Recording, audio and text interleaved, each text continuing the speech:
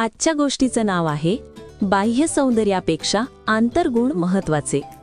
एका सुंदर हिरव्यागार जंगलात झाडे आणि फुले गुण्यागोविंदाने राहत असत. वसंताच्या एका दिवशी तिथे एक अतिशय सुंदर लाल गुलाब उमलले. ते गुलाब दिसायला इतके मनमोहक होते की जंगलातील सर्वजण त्याच्या सौंदर्याची स्तुती करू लागले. गुलाबाच्या शेजारीच 2 कॅक्टस निवडून उगवले होते.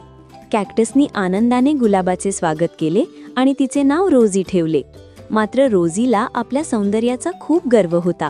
ती कॅक्टसच्या काटेरी आणि कुरूप रूपाची सतत थट्टा उडवायची. कॅक्टस मात्र दयाळू होते. त्यांनी पावसाळ्यात साठवलेले पाणी गुलाबाला दिले जेणेकरून ती ताजीतवानी राहील. पण रोजीला याचे महत्त्व कळले नाही. एके दिवशी एक पर्यटक त्या जंगलात आला.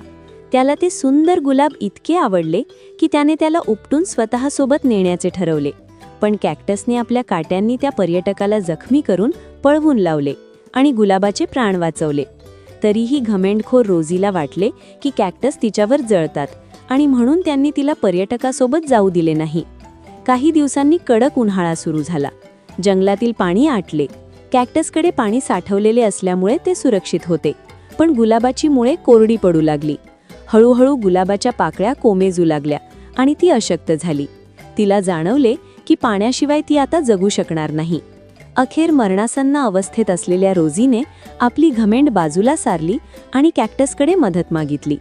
दयाळू कॅक्टसने तिला पाणी देऊन पुन्हा जिवंत केले.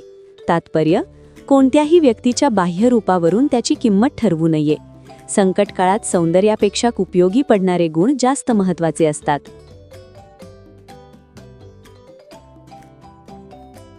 धन्यवाद.